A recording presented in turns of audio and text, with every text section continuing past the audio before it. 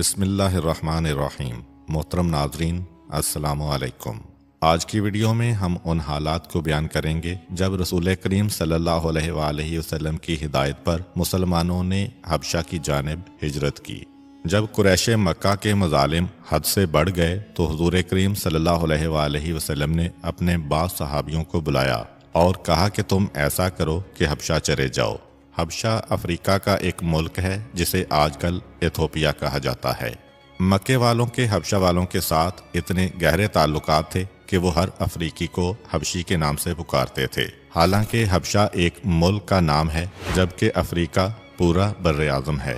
چنانچہ آج تک عربی اور اردو میں حبشی غلام ہر اس غلام کے لیے استعمال ہوتا ہے کہ جو کالے رنگ کا ہو، چاہے اس کا کوئی تعلق بھی حبشہ سے نہ ہو۔ اور قریش مکہ کا ایک خاص تجارتی معاہدہ تھا حبشہ والوں سے۔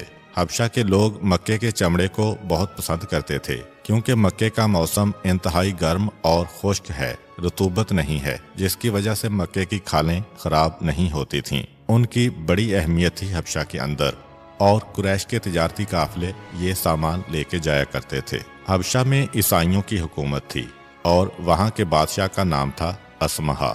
افریقی زبان میں بادشاہ کو کہتے ہیں نجوش۔ نجوش کا لفظ حبشی زبان سے نکل کر عربی میں آیا تو یہ بن گیا نجاشی۔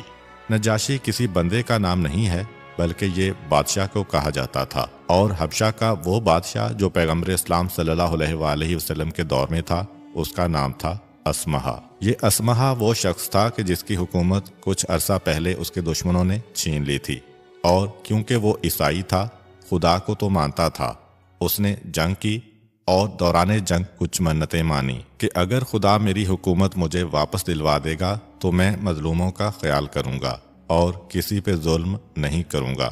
3-4 منتیں مانی اس نے۔ جس وقت پیغمبر اسلام نے اعلان رسالت کیا تھا اس وقت تک حبشہ کی حکومت نجاشی کے ہاتھ میں نہیں آئی تھی، وہ اس کے دشمنوں کے ہاتھ میں تھی۔ لیکن چوتھے سال کے آخر تک نجاشی دوبارہ اپنی حکومت کو حاصل کر چکا تھا۔ تو جب 5 سال ہو گئے پیغمبر اسلام کو اعلان رسالت کیے ہوئے تو آپ نے اپنے بعض صحابیوں کو بلایا اور کہا کہ تم حبشہ چلے جاؤ، وہاں پہ آج کل اس بادشاہ کی حکومت آ گئی ہے